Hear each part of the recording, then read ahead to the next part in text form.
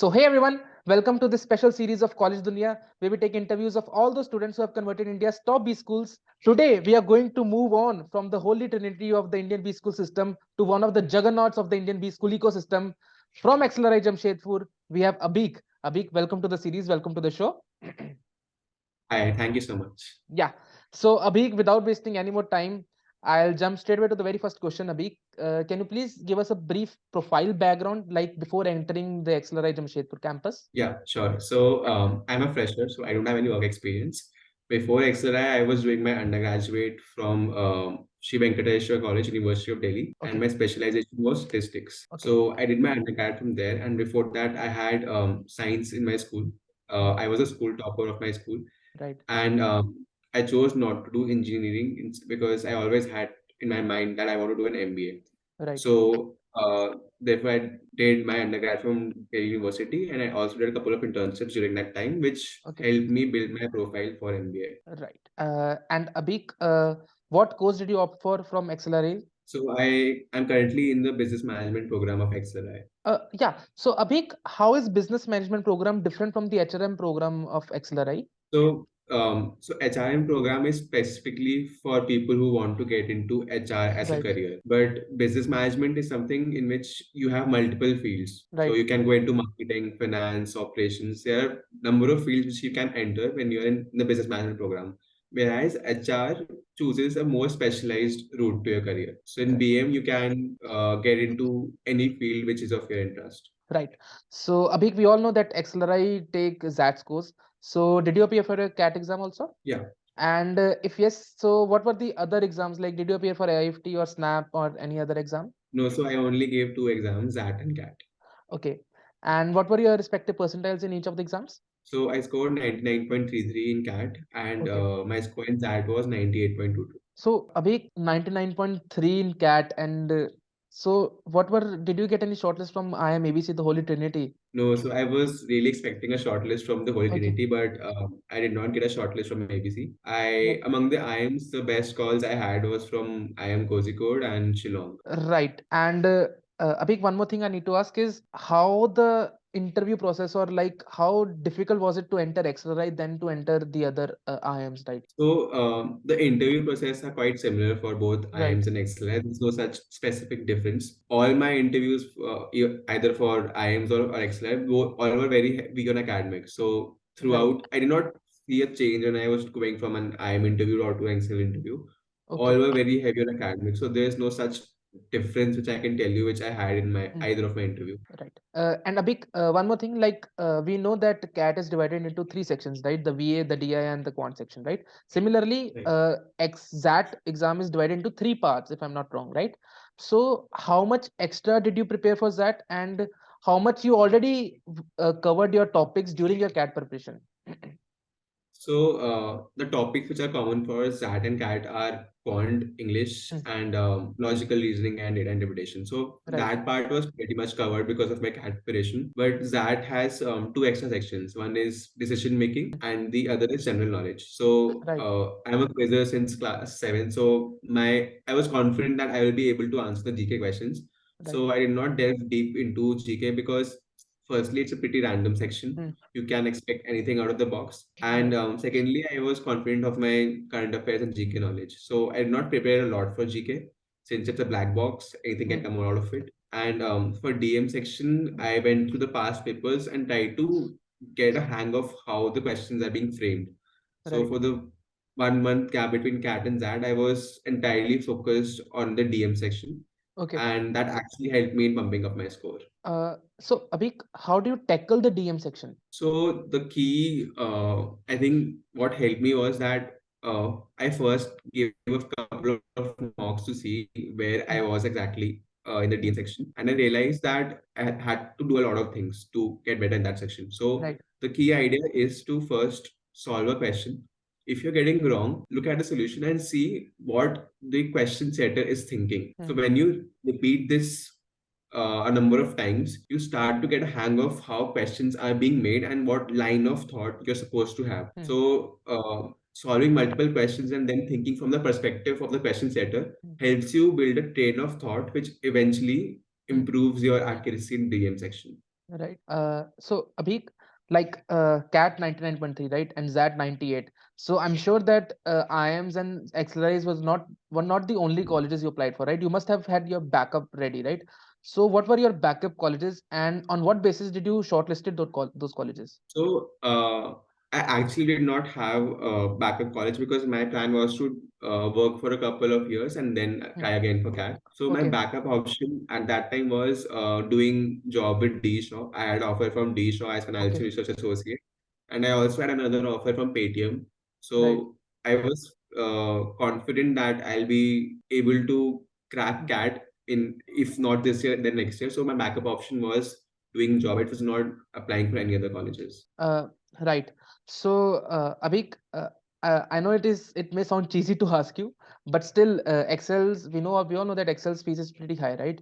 So, was a fee structure a part of your in the back of your mind that while making the decision or not? So it bothered me a lot initially Hmm. because the fees of Excel is higher than IIMs, because Right. if you look at the fees of IIMs, it's usually around 20 to 25. Right. Even for UBC, it's around Hmm. that, 25. But for Excel, it's 30. So Right.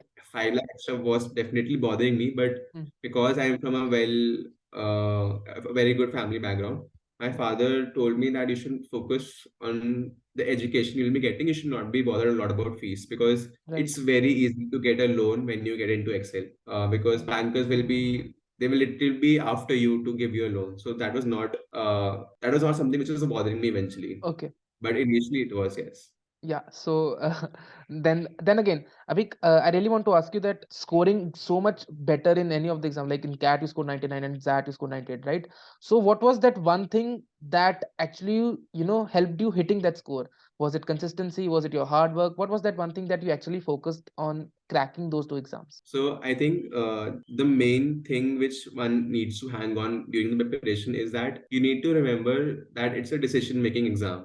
Right, There will be cases where your decisions will go wrong, but there'll hmm, also be days where you will hit the bullseye. right, So the main thing is to not give up when you hit the rock bottom. hmm, So I gave a lot of mocks, and I always had this thing in my mind that even if I don't do well in a specific mock, it's a hmm, learning for me, and right, it's not something which I should take it to my heart that I did not do well in one mock, because your decision making also depends a lot on how you are actually on that day. So right, that factor was always in my mind, and I always told myself that it's a decision making exam and you're hmm, not supposed to take any question to the heart or any mock exam to the heart. So that's hmm. something which helped me a lot. Right. Abhik, so we all know that you're a fresher, right? So, but Yeah, when did you actually started preparing for CAT slash ZAT exam, right? When was that? Was it your first attempt, Abhik, or was it your second attempt? it was my first attempt. Okay, and perfect. So when did you start preparing for the exams, right? So I gave CAT in 21 November, Okay, right. and I started preparing around February or March 21. So I had a preparation of 8 9 months. Got it. And while preparing for the CAT exam, right? So did you actually prepare for the ZAT also? Like, was that 1 month between CAT and ZAT enough for you for preparing for the rest of the two topics in ZAT? So I did not specifically prepare for SAT from my early preparation. Right. My goal always was CAT, because I was not confident of getting a good score in CAT. I Okay. started preparing for SAT after CAT got over. So those 1 month I would say was enough for me, Hmm. because I had prepared a lot for CAT, Right. and I was confident that I just need to work on two sections, that is DM and GK. So I did not specifically prepare for that before I gave my CAT exam. Right. And Abhik, I know for a fact like the CAT scores were released in the first week of December, right? So after hitting that high score, right? How did you keep yourself? How did like if I was in your place, right? So if I have scored that much, I would have stopped preparing for the ZAT exam altogether. So, but you still kept Right. going, right? So how did you do that? I want to know. So there's a reason behind it. So my score in CAT is carried by my quant score. So Okay. my total score was 102, and Hmm. out of that, 60 was from quant. Okay. So I was very worried that I won't be clearing the sectional cutoff for verbal, because my Okay. score in verbal was 21, and the predictors was showing scores percentile ranging from 75 to 80 Hmm. for verbal. Right. So I was very scared that I might be, that even though I'll be getting a score which is above 99, Hmm. there is a very good chance that I won't be able to clear sectional cutoff. Right. And my percentile turned out to be 83 in verbal, because of which I did not get a call from IIM Lucknow. Okay. So I always had this in mind. I had a fear in my mind that verbal is going to stop me from getting calls. That's why I Okay. prepared for that. Okay. Yeah. So, Abhik, another thing is, like, did you start preparing for the GD during your XAT preparation or after the XAT preparation? GDPI preparation. GDPI, yeah. So I started preparing only after I saw the interview letter in front of my eyes. Before that, Okay. very I was not firstly I was not getting the motivation to prepare because Hmm. I already had my backup option sorted. So I was Right. not getting the motivation unless I see the interview call right in front of me. So Right. I Right. waited till the time I got the interview call. And I should not have done that, Hmm. because that reduced the time of preparation I had for my interview. My interviews were scheduled very early. Right. So Could you give us a brief timeline? When did you start preparing for the GDPI? so I think I started getting calls on the end of January. Okay. So I started preparing around that time, and my first interview was in the second week of Feb. So I had hardly Two. 15, 20 fif- days before Right. the first interview. And Abhik, was it a self preparation or did you join a, what we say, a So preparation institute? I was enrolled in Time Coaching Institute, Okay. but the GD preparation, sorry, Yeah. the GD preparation was not sufficient for me, Okay.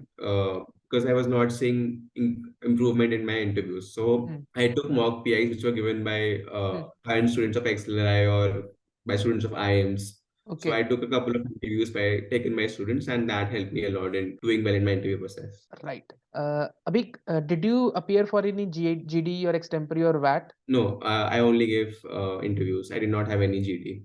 I had one GD, which was for SPGen. Okay. So tell us about your GD experience, Abhik. So SPGen was the first interview Hmm. GD which I gave, and I was not prepared at all for that. Right. And the interviews there slaughtered me. I mean, they did not leave any chance of butchering my answers. So Right. I messed up that interview so much that after that I made sure I prepared thoroughly for GDPI, because I was taking GDPI very lightly. Got But it. because I got slaughtered and butchered in that interview, I started taking GDPI very seriously. Okay.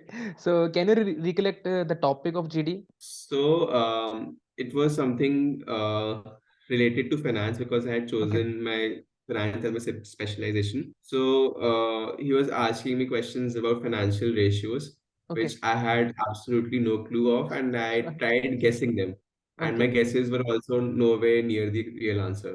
So Right. that's why I got slaughtered, because I was saying that I want to do Hmm. specialization in finance. I have interest in finance, but Hmm. my answers were clearly showing that I have no clue of finance. So that's why I really messed up. Right. So, Abhik, how should you approach for a group discussion slash VAT, right? In your case, like you, I think you might have got blank also during your GD, right? But how do you Yeah. manage that? Yeah, how did you, prepare for that blankness, so to say? So my first aim was to familiarize myself with as many topics as possible. Hmm. So one part of my GDPI preparation was to write an article every day about any Okay. topic. Right. So I used to ask for topics from my mentor in Time Coaching Institute, Hmm.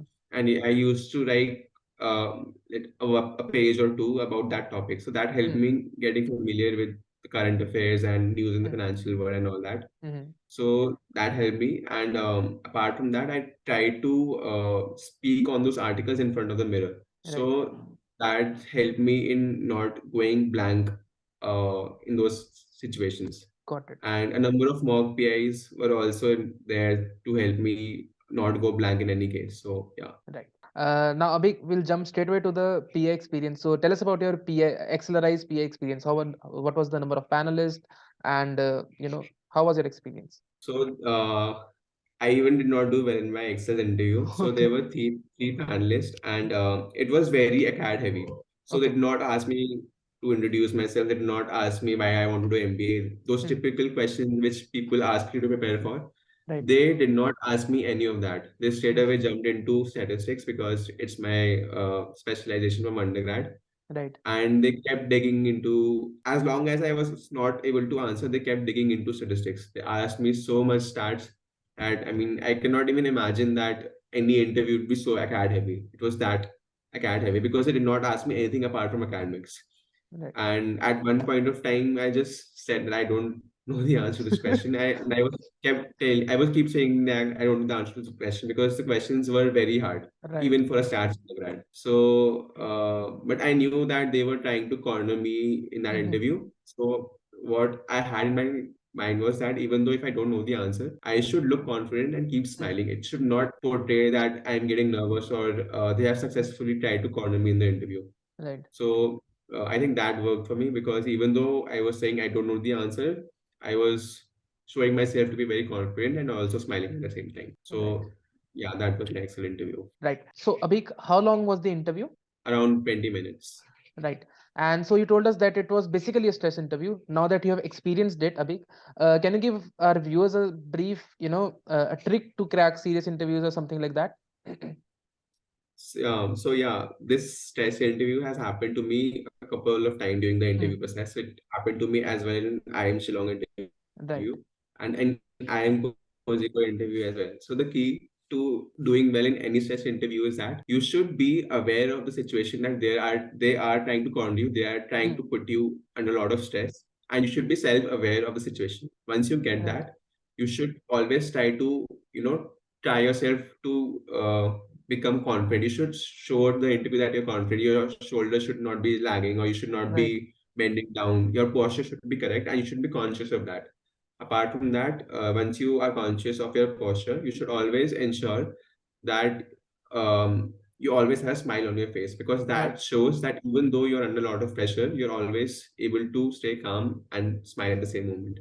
So Right. that gets you a lot of brownie points because that shows that even though the interviewer is trying his best to put you under pressure, but you're not shaking a bit. So that's something which helped me a lot. Perfect, Abhik. So before ending the interview, I would like you to give us just, a final word to our viewers if you have any. So final words would be just that it's a long process. Hmm. You should not look at your results, at your short-term results. You should look at a long-term goal. And the Right. key to any preparation, MBA preparation exam is to not give up. Hmm. So that's something which you should always look up to. You should not be ready to give up just because you gave a bad mock or just Hmm. because you had a bad interview, because the next chance is always banging at your door.